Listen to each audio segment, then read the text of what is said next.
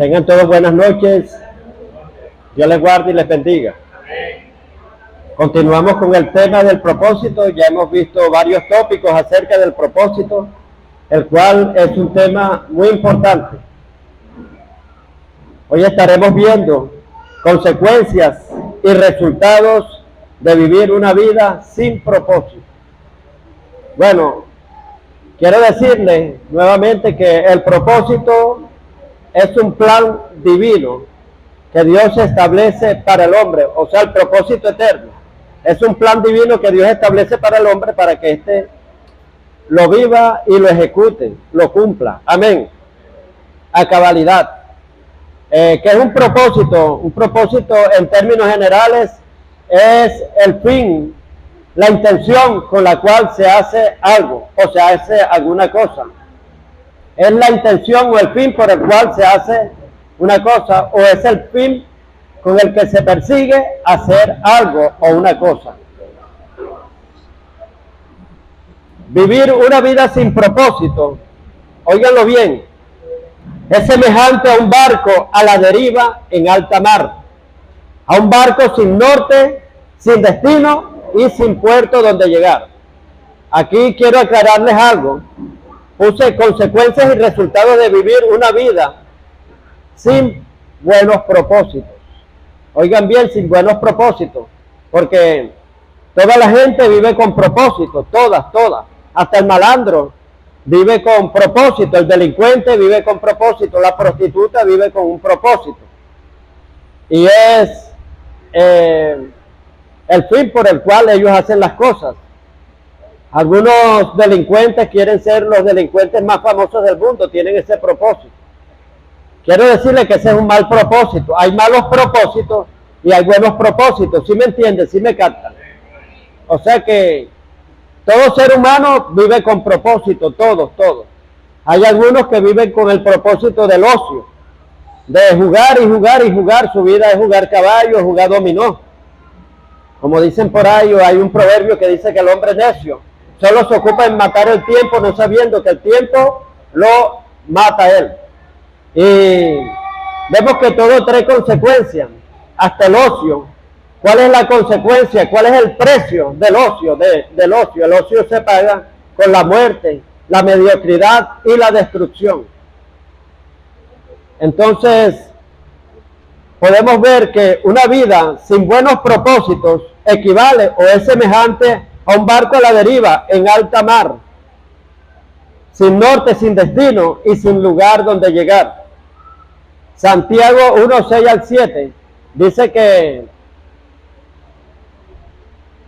cuando pidamos no dudando, porque el hombre que duda es semejante a la onda del mar, que es arrastrada por el viento, que va de aquí para allá. Dice, el hombre inconstante de doble ánimo no llegará a ninguna parte. La persona que anda divagando, que no tiene nada fijo, que no tiene nada claro, no va a llegar nunca a ninguna parte. Así que en el cristianismo usted tiene que tener una meta, usted tiene que tener un norte, saber a dónde va a llegar. Mientras tanto no ha descubierto el propósito, pero siga buscándolo. Dice, buscad y hallaréis, porque todo aquel que pide recibe. Entonces, usted tiene que buscar el propósito hasta encontrarlo, hasta que Dios se lo revele. Vivir una vida sin propósito es semejante al hombre que duerme en temporada de cosecha. Proverbios 10:5 dice que el hombre que duerme en tiempo de cosecha es hijo que avergüenza, de la vergüenza. O sea, cuando todo está bien y una persona no se dedica a trabajar ni a emprender algo, dice que es hijo de la vergüenza. Y eso lo podemos ver en Proverbios 24, 30 al 34. Dice como, pasé junto al campo del hombre perezoso y junto a la viña del hombre falto de entendimiento. Ortigas y espinos habían crecido sobre su faz y su cerca estaba ya derribada. Lo vi, tomé consejo, lo puse en mi corazón, que un poco de dormir, de cabecear, acomodándose, poniendo mano sobre mano, así vendrá tu pobreza, tu miseria, como hombre fuertemente armado. Esta parábola nos habla del descuido y nos habla de dos tipos de personalidades. Una personalidad del hombre perezoso y una personalidad de un hombre falto de entendimiento, falto de sabiduría. Y vemos que por quedarse acomodándose, buscando la comodidad, por ponerse a dormir demasiado, a estar con pereza, fue cayendo la ruina, la miseria. Ortigas y espinos habían crecido sobre su faz. O sea, ya no se veía la casa del descuido, lleno de malezas de monte. Y también dice su cerca estaba ya destruida, estaba derribada. La cerca indica protección, o sea que ya se fue agrietando su protección, su seguridad, y él no echó mano ni nada, no fue diligente. Dice, don precioso del hombre es la diligencia. Dice, la mano diligente señorea, mas la negligente empobrece. La mano negligente empobrece, mas la diligente señorea. Amén. Entonces dice, don precioso es el hombre diligente. No estará en los de baja condición, sino en la de alta condición, que es un diligente, el que no deja nada para mañana, sino lo hace enseguida. Es para ahora mismo, es ya. Miren, la persona mediocre todo es mañana, mañana, mañana, mañana. Ese es lo que tiene en su vocabulario, todo lo deja para mañana. Pero no, hermano, es bueno ese adagio que dice que no dejes para mañana lo que puedes hacer hoy. ¿Por qué? Porque te vas adelantando y tu propósito va adelantado. Entonces vemos que el hombre que anda sin propósito, sin buenos propósitos, es semejante al hombre que duerme en temporada de cosecha. Ahora, vivir una vida sin propósito es semejante a vivir toda una vida durmiendo. Igualito, equivale. Porque el que está durmiendo, ¿qué hace? No hace nada. Y el que está vivo y despierto y no encuentra el propósito, no está haciendo nada tampoco. Vivir una vida, bueno, esto lo podemos también ver en Proverbios 10:5 y Proverbios 24, 30 al 34. Aplican los mismos versículos que cité anteriormente. Vivir una vida sin propósito es semejante al hombre que nunca existió. O sea, vivió la vida, pero no le sirvió vivir la vida. Es como que si nunca hubiera existido, no dejó huellas, no dejó nada, hermano. No deja nada que aportar, ni para sus generaciones, ni para la siguiente. No deja legado, no deja nada, hermano. Entonces su paso fue vano por la tierra. Nació, se reprodujo y murió. Igual que una planta, pero no hubo después más memoria de su existencia, no dejó nada bueno por el que recordarlo. Vivir una vida sin propósito es semejante a vivir una vida en desperdicio y en pérdida de tiempo. El no tener un buen propósito es motivo para no valorar el tiempo. La persona que no tiene propósito, hermano, quiere hacerle perder el tiempo a los demás. Anda aburrida, anda sin que hacer nada. Entonces quiere ocuparle a la otra persona que sí tiene el propósito claro. Quiere invadirle el propósito y llevarlo hacia el ocio. El capital más grande que nosotros tenemos es el tiempo. El tiempo es el recurso más grande que tiene el ser humano. Y el no valorarlo traerá sentencias severas, bien grandes. Recuerden el proverbio que dice que el hombre necio solo se ocupa en matar el tiempo, no sabiendo que el tiempo es el que lo está matando. Hay gente que te convida, vamos a echar un dominó aquí a matar el tiempo. ¿Qué haces ahí matando el tiempo? Vamos a matar. ¿Quién está matando a quién? Sí, hermano, usted ve que en cada transcurrir las células van muriendo poco a poco. Nosotros vamos hacia una muerte lenta. Amén. Así usted tiene que aprovechar bien el propósito, adelantarlo.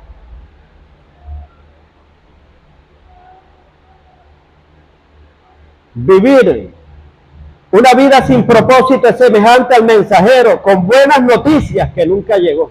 Llevaba buenas noticias, pero ¿de qué le servían esas buenas noticias si no las llegó a dar? Nunca llegó. O sea que traía un mensaje bueno, el cual iba a salvar y a beneficiar a muchas almas, pero se entretuvo y se quedó detenido sin llegar a entregar el buen mensaje. Aquí te mandan a esta tierra a cumplir un propósito y la persona se queda entretenida en otras cosas, se confunde y empieza a hacer algo que Dios no le mandó a hacer. Entonces cuando llega allá, Dios le va a pedir cuenta por eso. Vivir una vida sin propósito es semejante a una vida sin color y sin sabor. El propósito te hace feliz, te emociona, te entusiasma, te inspira, te apasiona. Y la vida la vamos a ver de otro color. Vemos que la persona que tiene un propósito, nadie lo detiene, un buen propósito. Pongo el ejemplo de Simón Bolívar. ¿Quién fue Simón Bolívar? Fue un rico de cuna. O sea, antes de ser libertador, de nacimiento rico de cuna. Tenía descendencia española. Él vivía en opulencia, pudo quedarse en la opulencia. Pero cuando Dios lo inquieta a que liberte las naciones, lo escogió como un instrumento para libertar naciones. Tenía en ese tiempo como unos 16 años por ahí, cuando se fue con su maestro al Monte Sacro, allá en Roma, y allí hizo un juramento, que no daría reposo ni descanso a su alma hasta que estas naciones de América fuesen libertadas. Y ese propósito de mi hermano empezó a gestarse en él cada vez más y más y más. Tanto, hermano, que dejó las comodidades por irse, hermano, irse a lugares inhóspitos, lugares fríos, tremendos, lugares en que no había comodidad. El propósito lo alimentaba, lo apasionaba a seguir adelante. Nada lo detenía, ni las traiciones lo detenían. Iba hacia adelante, hermano, con ese propósito vivo. Vemos que realizó muchas batallas y batallas fuertes. Una fue allá en el Pico del Águila. En el pico, sí, el Pico del Águila. Ese lugar tiene como una altura, ya llegando a los 5,000 metros. Y allá, hermano, el oxígeno, o sea, si usted corre ya se está ahogando por la altura. Y vemos que hay un frío, bastante frío hacia allá. Aparte de eso, póngase a pensar que no estamos en los tiempos actuales, que la tecnología está avanzada. Los sistemas de transporte en aquel tiempo estaban atrasados, con caballos, asnos, y cómo esos hombres subían ese armamento, esos cañones que pesaban. Si pesan un cañón de eso, hermano, eso pesa toneladas. Y vemos, o sea, cómo esos hombres llevaban subiendo a cuesta, hermano, esas montañas tan altas, esos cerros tan altos. ¿Qué los llevaba? Un propósito. Y el propósito era de ser libre. Pero Simón Bolívar no tenía necesidad, porque es más, él se podía ir para España, como tenía ciudadanía española. Se podía ir para allá y allá pasarla bien y pasarla en un lugar más civilizado que acá. Pero ese hombre lo alimentaba el propósito. ¿Por qué pongo, hermano, de ejemplo a Simón Bolívar? Porque vemos que es un hombre terrenal, que cuando la persona tiene un propósito, hermano, que lo descubre, eso lo hace feliz y nadie lo detiene. Él dijo, bajaré tranquilo al sepulcro, con tal que haya paz entre las naciones. Dijo, bajaré. En su última proclama, él dice que lo han traicionado, han malinterpretado mis intenciones y me han llevado, me han conducido al sepulcro, pero yo no le tengo en cuenta esto. Dijo, yo los perdono. Y dijo que también bajaré tranquilo al sepulcro con tal que cesen todas las guerras y haya paz. Entonces vemos que murió de 48 años, murió de pulmonía, todo tísico y mal. Murió con una camisa prestada en un país diferente, traicionado, pero hermano, cumplió su propósito. Vemos que Jesucristo también cumplió su propósito. Llegó a la cruz en interior, llegó golpeado, lacerado, flagelado, Llegó, hermano, traicionado, pero llegó, cumplió su propósito. Jesús fue feliz, hermano, cumple el propósito y menospreció la cruz. Algo lo alimentaba y era el propósito. El propósito es un alimento, amén. Y es un escudo protector. O sea, cuando hayas el buen propósito de Dios en ti.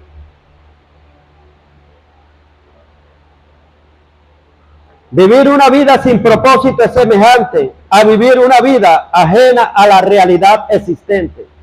O sea, sin estar conectado a la realidad. Estás desenchufado y no estás viviendo la realidad. Ni siquiera la percibes ni nada de lo que Dios te mandó a hacer. Vivir una vida sin propósito es semejante a un ciego viviendo en la ciudad más alumbrada. ¿De qué le sirve a un ciego vivir en la ciudad más alumbrada? De nada. Así una persona que tiene un propósito grande y nunca lo descubrió, ¿de qué le sirve vivir en la vida?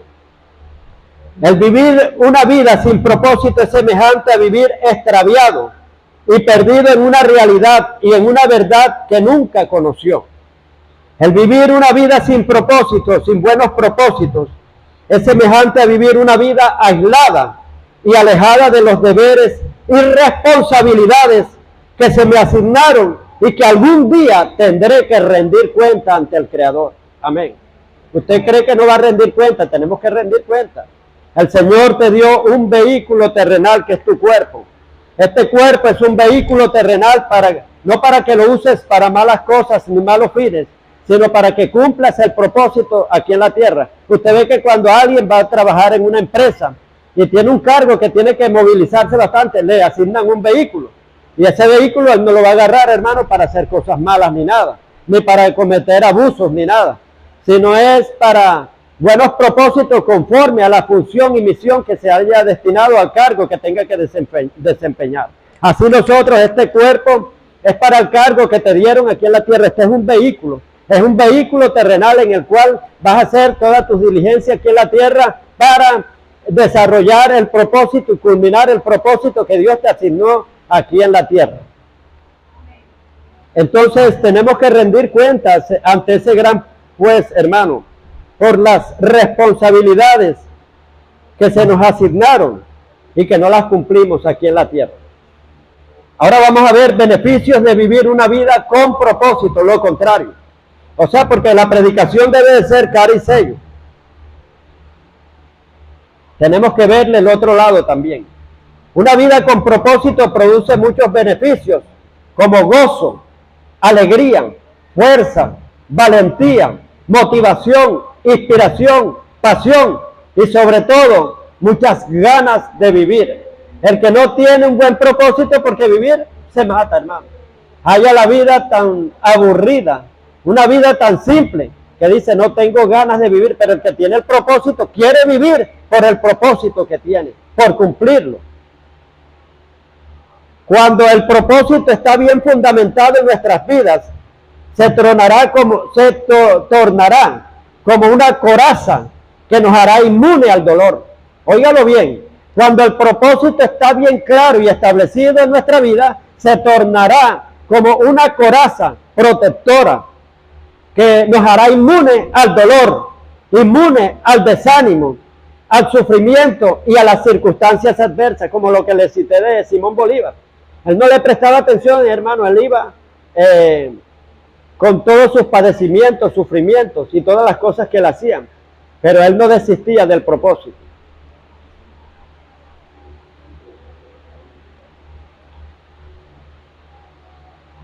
Nosotros, cuando tenemos un propósito, vamos a poner el gozo por delante que sentimos por el propósito, y no importa lo que venga, pero nuestro fin, destino y meta y objetivo será terminar el propósito con gozo. Un ejemplo de esto lo podemos encontrar en dos pasajes bíblicos. Hechos 20:24 dice, pero de ninguna cosa hago caso, el apóstol Pablo, pero de ninguna cosa hago caso ni estimo mi vida preciosa para mí mismo. Con tal quiere decir con el fin, con el propósito, con la intención, que acabe con gozo la carrera, el ministerio que recibí del Señor Jesucristo para dar testimonio del Evangelio, que es la gloria de Dios en Cristo Jesús. A Pablo no le interesaban los piedrazos A Pablo no le interesaban las cárceles que injustamente, hermano, los metían en la cárcel, pagaba prisiones a modo de malhechor. Él decía, pero la palabra de Dios a mí nada me detiene con tal que cumpla el propósito de Dios, porque la palabra no está presa ni encadenada.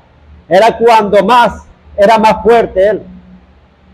Vemos que nada lo detenía. ¿Por qué? Porque él tenía una pasión bien grande. Número 1, hacia Dios, amaba a Dios. Y número 2, hacia las almas. Ese fue el gran propósito de San Pablo. Lo guiaba, iba alimentado por esas dos cosas que fue la clave de su éxito. El propósito de él estaba en amar a Dios sobre todas las cosas. Y número 2, amar a las almas. Nada lo detenía. Iba hacia adelante, sin detenerse. En este pasaje encontramos al apóstol Pablo deseando terminar con gozo el propósito de Dios, que Dios le encargó, pasara lo que pasara. Él decía, de ninguna cosa yo hago caso, de nada yo hago caso, nada me detiene. Él decía, con tal que acabe con gozo. Quería terminar con gozo, hermano. Hay gente que empieza un propósito y termina, Señor, llévame pronto, ojalá me muriera para no sufrir tanto. Eso no es terminar el propósito con gozo. El propósito tenemos que terminarlo con gozo, amén, con alegría. También podemos encontrar otro pasaje en Hebreos 12:2. Dice, puesto los ojos en Jesús, el autor y consumador de la fe, el cual por el gozo puesto, o sea, puso el gozo por delante, puesto delante de él, sufrió la cruz, óigalo bien, sufrió la cruz, menospreciando el oprobio, y se sentó a la diestra de Dios. Vemos que dice que Jesús es el autor y consumador de la fe, el cual, dice, por el gozo puso delante de él, o sea, puesto el gozo delante de él, que estaba delante de Jesús, el gozo. ¿Y el gozo por quién? Por las almas. Jesús amaba las almas y se entregó por una multitud. Dice, el Hijo del Hombre no vino para ser servido, sino para servir y dar su vida. El propósito era dar su vida por una multitud. Amén. Entonces, él menospreció la cruz. Menospreciar es no darle importancia. Amén. Menospreció la cruz y puso el gozo por delante. Amén. El gozo estaba por delante, él sufrió con gozo. Así que tenemos que padecer por Cristo también. Porque dice, las aflicciones de ahora no son nada comparadas con la gloria venidera. Amén, con la vida eterna. Y hay gente, hermano, que anda negando a Cristo sin que le pongan un revólver y sin estarlo persiguiendo.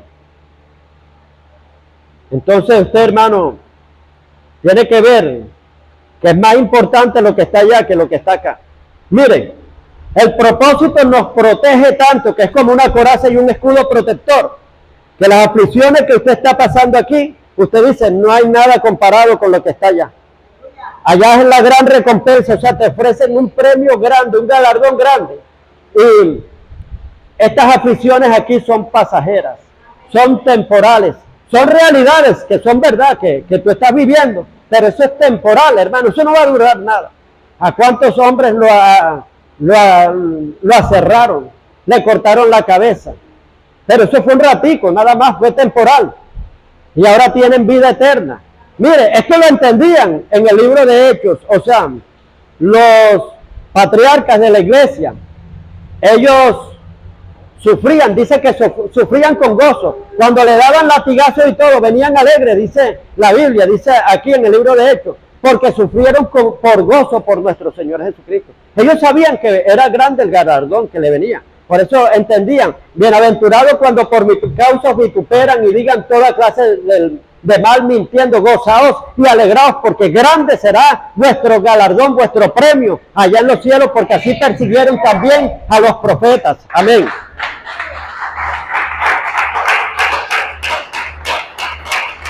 Cuando tú tienes el propósito claro, nadie te saca de la iglesia, ni un brollo, ni un chisme, te saca de la iglesia, amén. Tú tienes el propósito claro y tú vas para adelante y nada te detiene. Pero cuando no lo tienes el propósito claro, el diablo te saca. Van a hablar mal de ti, el diablo ya conoce cuál es tu talón de Aquiles, cuál es tu debilidad, que no te gusta que tú no has nacido de nuevo. O sea, porque te molestas. Amén. La persona, hermano, que se molesta bastante es porque el yo está bien entronado en él. El orgullo, el espíritu de orgullo. El yo está bien, el ego, porque me lo hicieron a mí. No, es que yo, y todo es yo, habla siempre. Hermano, la gente del yo, siempre se menciona a él. Amén. Pero el apóstol Pablo decía, a mí no me interesa mi vida. Yo no le hago caso. Dice, de ninguna cosa hago caso, ni estimo para mí, preciosa mi vida. No estimo mi vida preciosa, con tal que acabe con gozo. Cuando tú no perdonas, es porque tienes el ego entronado en ti. El que está sentado en ti no es Jesús.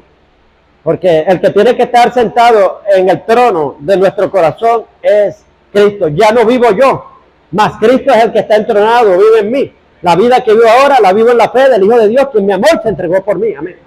Pero cuando a ti te hiere todo y todo te llega, es porque estás vivito, hermano. El que está muerto, hermano, lo pellizcan y no siente nada. Yo recuerdo en el tiempo de la crisis de gasolina, año 2002, que yo trabajaba ahí en la bomba. Hermano, la gente hacía y deshacía, o sea, para que le echaran gasolina, hasta inventaban mentiras. Y una vez estaba el sargento Villasmil, me acuerdo, y traía un ataúd, una urna. Mire que necesitamos, ella se murió y necesitamos, llegaron la familia, que le eche gasolina, esta es urgencia, emergencia. Y él dijo, bueno, tráiganla. Y vino y la pusieron, y él vino y hizo así, la pellizcó. Sí, está muerta, échenle gasolina, vayan. Pero si hubiera estado viva, hermano, ¡ay! Pega un grito. Entonces, el que aún está vivo, todo le llega, todo le hiere. Pero el apóstol Pablo decía, no le hago caso a nada. Yo no me quiero a mí mismo, ni estimo preciosa mi vida para mí mismo. Aquí, hermano, para dar fruto tenemos que morir. Hecho, dice la palabra de Dios en Juan 12:24. El grano de trigo, si no cae en tierra y muere, no puede dar fruto. Tenemos que morir para vivir. Aquí hay que morir para vivir la vida verdadera, la vida en Cristo. Muere el cuerpo terrenal, vida terrenal, y naces con vida espiritual en Cristo Jesús. Amén.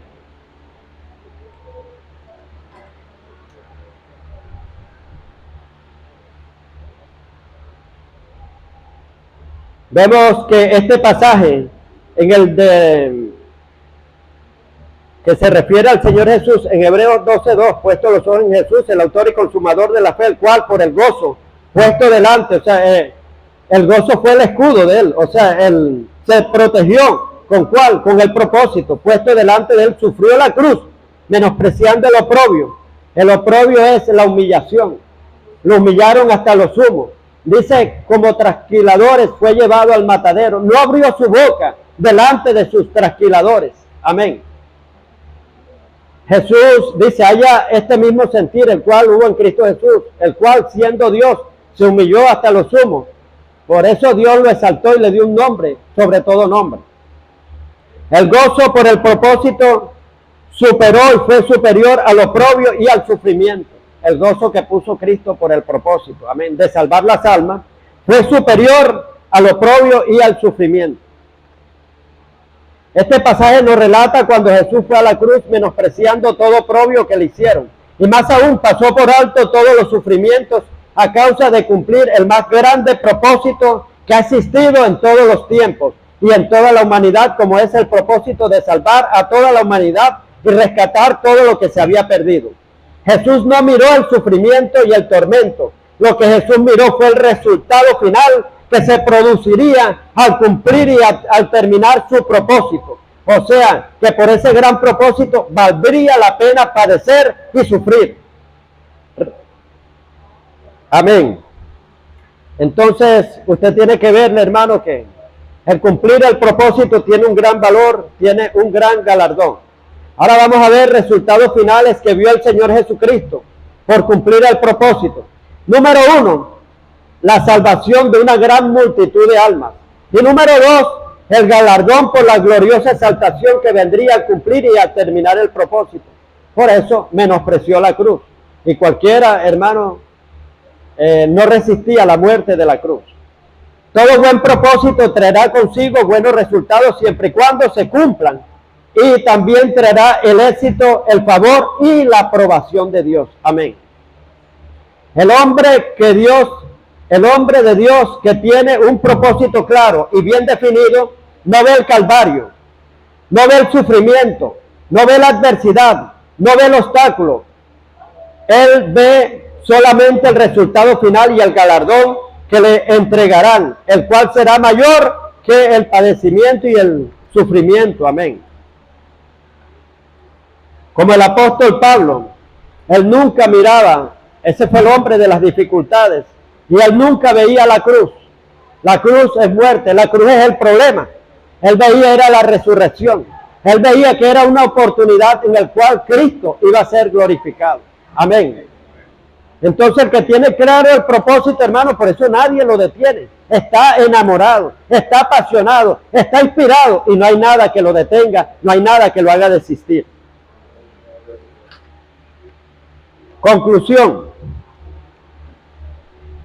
Es supremamente importante que despertemos y activemos el propósito que Dios ha puesto en nosotros, para que no seamos como aquellos que en su mayoría descienden a la sepultura sin descubrir y sin encontrar el propósito espiritual que Dios le asignó en esta tierra.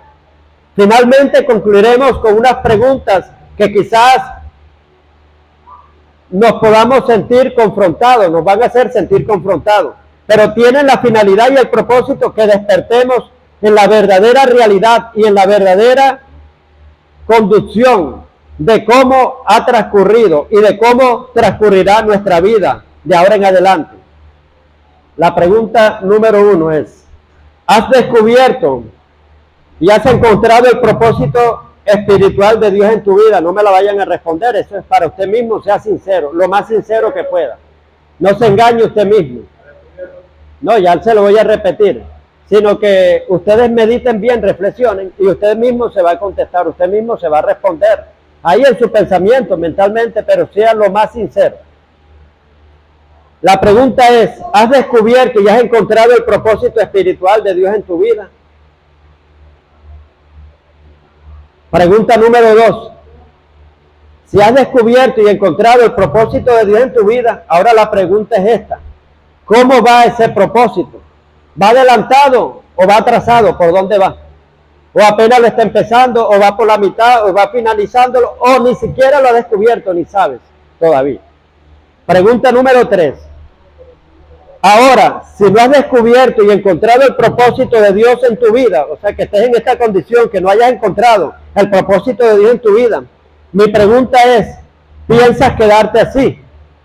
¿O piensas descender a la sepultura sin saber jamás para qué Dios te ha llamado? Pregunta número 4. ¿Cuál ha sido tu asignación espiritual aquí en la tierra? ¿Qué función Dios te ha puesto? Si no has encontrado y descubierto el propósito de Dios, que Dios te asignó en este mundo, ahora te pregunto: ¿piensas de ahora en adelante tener una vida de búsqueda en espíritu y en verdad para encontrar y descubrir el verdadero propósito espiritual que Dios te asignó en esta tierra? O sea que si piensas ponerte diligente para buscar ese propósito. Y recuerda siempre, antes de ponernos a hacer planes, que se hacen muchos planes, primero tenemos que pedirle a Dios que nos muestre y revele sus propósitos. Es como, por ejemplo, el que se pone a hacer el techo sin haber hecho nada abajo, ni estructura, ni nada.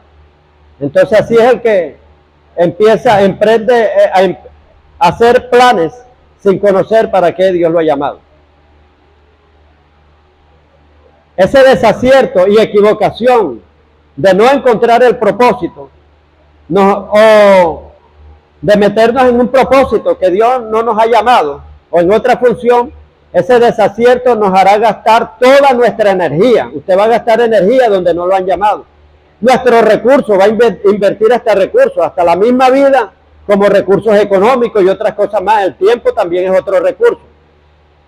Nuestro tiempo, el cual es el capital más valioso que tenemos, haciendo algo para el cual no nacimos, ni aún vamos a recibir recompensa. Estás haciendo muchas veces algo por el cual no naciste, ni vas a recibir recompensa por eso. Si si no descubres y activas el propósito de Dios en tu vida, jamás descubrirás ni desarrollarás el gran potencial que Dios puso en ti. No sabrás, o sea, las habilidades que tú tienes quedarán escondidas ahí, quedarán castradas totalmente.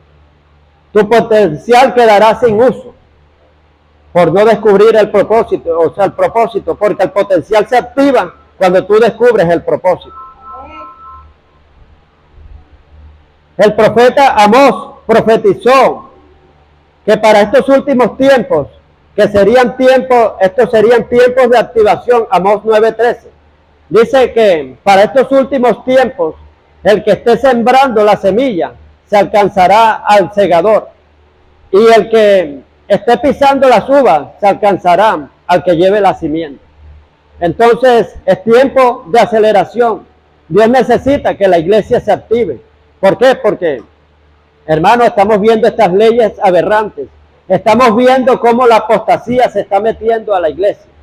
Y ya la gente, hermanos, está a punto ya como de la verdad desaparecer del evangelio. Miren, yo me atrevo a decir que solamente de la verdad de Dios en la mayoría de iglesias está funcionando el 20%.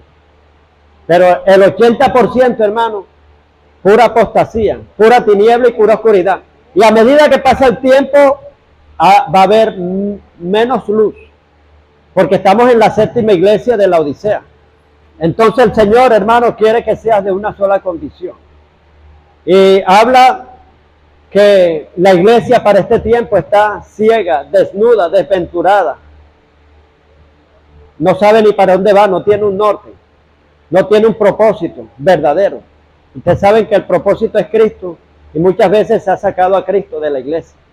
Entonces, tenemos que volver a la senda antigua, tenemos que volver a la palabra, porque estamos en el tiempo. Dice, pero tú dices que eres rica y que te has enriquecido y no tienes necesidad de nada, pero no sabes que eres una pobre. La iglesia de hoy está pobre, ciega, desventurada, desnuda, no sabe para dónde va y está desnuda, sin la ropa de la palabra, porque la vestidura es la palabra. Y una persona cuando está desnuda, uno se viste con la palabra. Y la mayoría de iglesias hoy, hermano, casi no manejan palabra. O si manejan la palabra, es la palabra totalmente tergiversada, totalmente torcida, hermano. Entonces estamos viviendo tiempos de emergencia, tiempos de oscuridad. Cuando dice ceguera espiritual, no hay luz. Amén. Por lo tanto, la iglesia tiene que activarse. El que está empezando tiene que correr rápido. Es más, que puede terminar pastoreando a una persona que tenga 30 años en el evangelio. Amén. Dice que el que está sembrando apenas se alcanzará al segador. Estos son tiempos de activación. Porque Satanás ha descendido con gran ira sabiendo que le queda poco tiempo. Está atacando con toda su artillería, hermano. Y está poniendo apostasía. Leyes aberrantes están saliendo, hermano. Que hasta si algún cristiano de aquel tiempo resucita en este tiempo, se vuelve a morir de espanto y terror de todas las cosas, aberraciones que ve en este tiempo, hermano. Entonces, Dios quiere que la iglesia se active en este tiempo. Activación, que tú descubras el propósito y salgas inmediatamente a poner en función ese propósito. El propósito de este mensaje ha sido inquietarlo, amén, motivarlo, activarlo, para que usted se desarrolle y se prepare en el propósito que Dios le asignó. Y luego en aquel día, en el día final, el Señor Jesús pueda decirle: buen siervo, entra y gózate en el propósito de Dios, porque has terminado con gozo la carrera y el propósito que mi Padre te asignó. Recuerde que el propósito es la clave para una vida exitosa y con sentido. Amén. Y termino con una ilustración acerca de un animal, hermano, una oruga.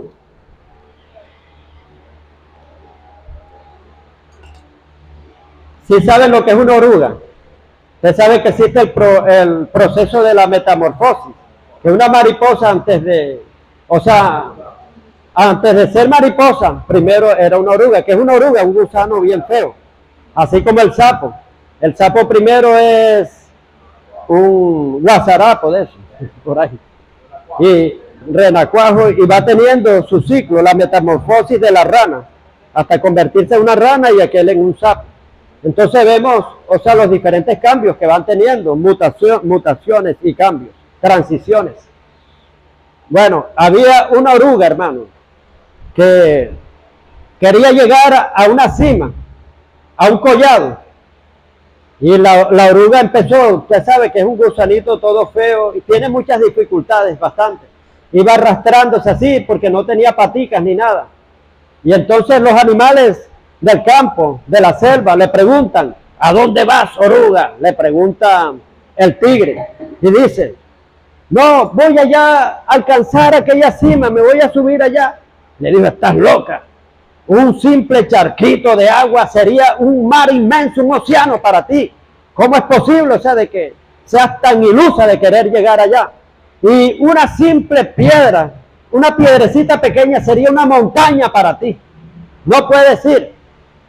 Quédate ahí. Y la oruga saltó, hermano, seguía en su transcurrir y se encontraba a los demás gusanos, a los demás animales que en vez de darle ánimo, le decían cosas negativas, hermano. Que se detuviera y que se detuviera, que era una ilusa. Total, hermano, que la oruga se sintió ya débil. Y cuando se sintió débil, vino y cayó ahí. Cuando cae, los demás animales enseguida vinieron. Vamos, que esto es importante. Vamos a hacer un monumento aquí a un personaje iluso, el colmo de una persona que es de un animal que fue bien iluso, para que quede de ejemplo a todos nosotros, de no emprender cosas grandes, o sea, no ser tan iluso. Y le iban a hacer un monumento cuando ven que la oruga empieza a tener como cambios, le van saliendo como unas antenitas, le van saliendo como algo raro así, como las alitas, pero todas enrolladas así, decían. Y dice el león, ustedes están viendo lo que yo estoy viendo. Y dicen los demás, sí.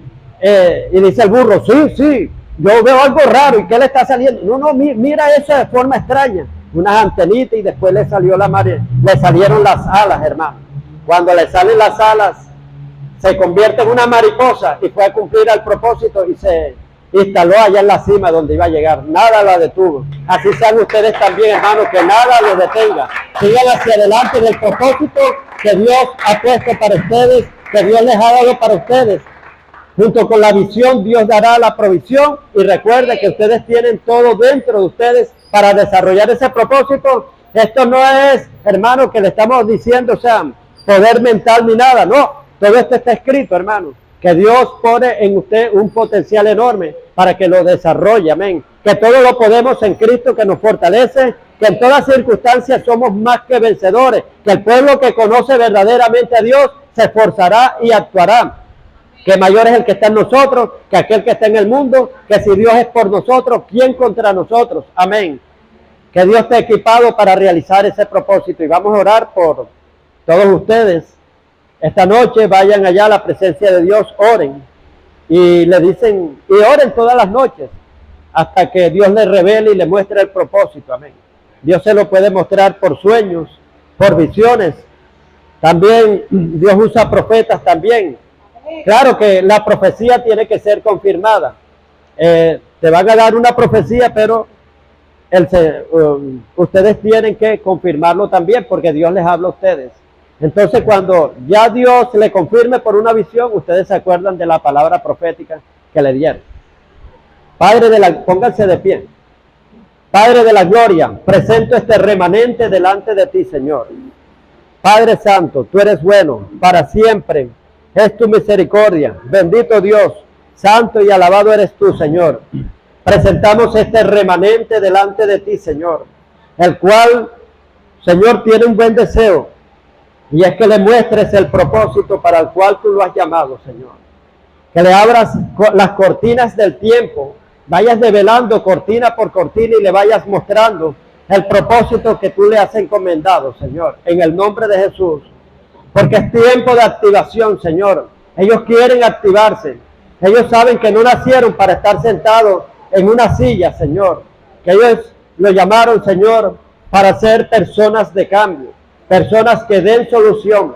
Personas no que den problemas, sino que resuelvan problemas los demás, Señor. Oh Padre de la gloria, Padre, muéstrales el propósito.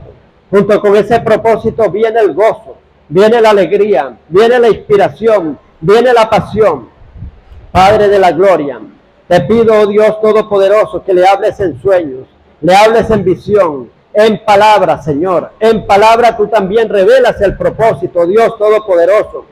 Revélale también, Señor, proféticamente, en el nombre de Cristo Jesús, Padre.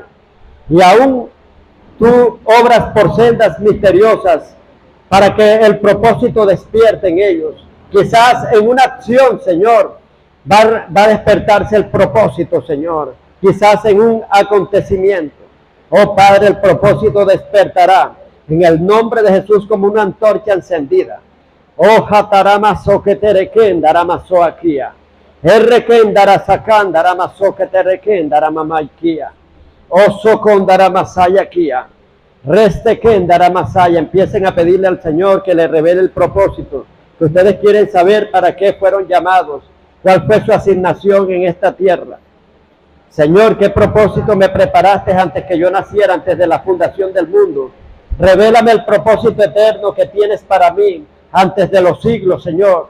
Que tú lo preparaste para que yo ande en buenas obras.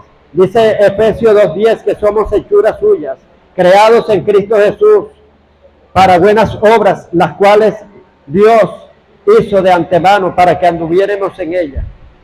Oh Dios Todopoderoso, necesitamos, Señor, este ejército activo, Dios Todopoderoso, y que despierte ese potencial que tú has puesto, ese carisma, despierte esos talentos, los dones que van incluidos, oh Dios Todopoderoso.